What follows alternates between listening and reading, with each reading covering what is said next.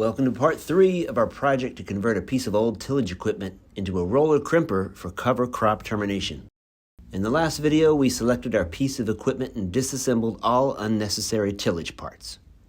In this video, we'll break down how we acquired parts and we'll talk about some of the prep work needed prior to beginning assembly. Don't be intimidated with the parts list described in this video. Fortunately, roller crimpers aren't very complicated machines, and once you gather the necessary materials and make small changes to fit your equipment, the crimper comes together smoothly. Here's the complete list of parts we used to build our crimper. Feel free to take a screenshot or photo of this list. In this video, we don't go into detail about certain part lengths. This is intentional, as some part lengths will depend on the specific piece of equipment that you will be converting. Let's begin with the main rollers. These are large cylindrical drums on which all of our crimping blades will eventually be attached. Materials for the crimper drums are available from numerous sources. We found a local metal recycling center to be the best source for large steel pipe of sufficient length and width. We settled on pipe with an outer diameter of 16 inches and 5/16 wall thickness. Not only did this recycling center have the correct size pipe, but we could purchase the material for scrap price. One thing to remember when determining the diameter of your desired roller drum material is that the crimping blades will stick out, perpendicular to the sides of the drum, adding to the total diameter. This is important to consider when thinking about having enough clearance between a spinning crimper drum and the equipment's frame.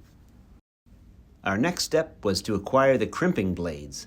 Crimper blade material was 1/4 inch thick and 4 inches wide on the short edge. The length of blades will be discussed in a later video and, in short, depend on the length of your roller drum. You'll notice that we do not have a chevron or curved crimper blade pattern on our drums.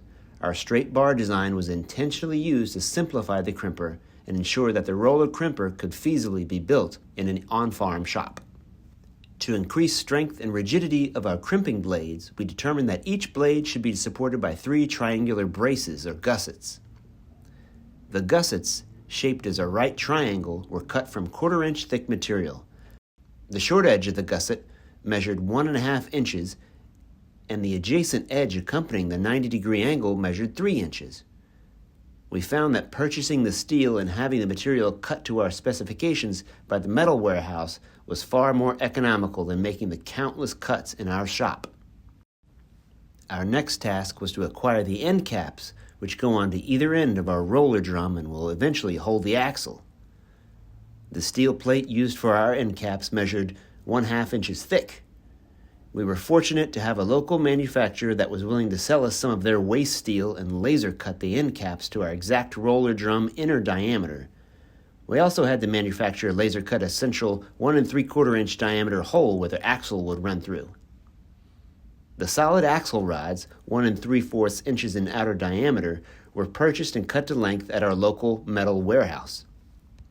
Next, we needed to make hanging brackets for bearings that would attach to the frame and hang down to the desired distance below the equipment frame to allow enough clearance for a spinning roller. In this diagram, you can see what we came up with. Our initial plan was to have our local metal warehouse cut out multiple pieces that we could weld together.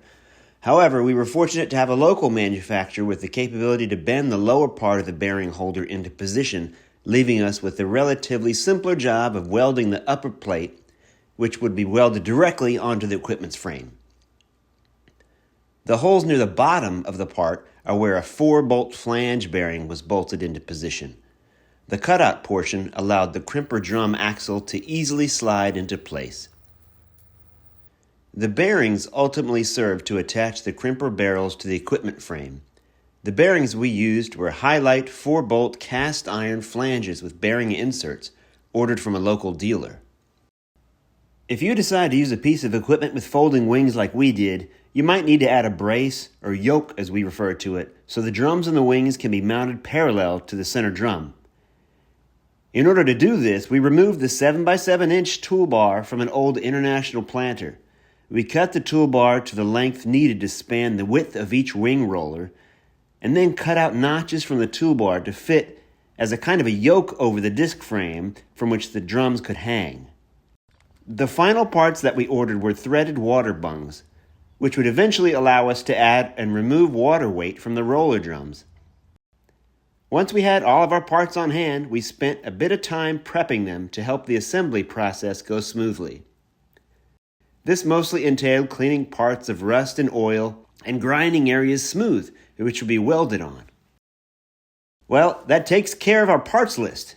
You'll likely need to explore some alternative sources for parts, but nothing that we used was too complex, so we're confident that you can find some suitable options wherever you live. Join us for the next video, where we'll be assembling the Crimper drums.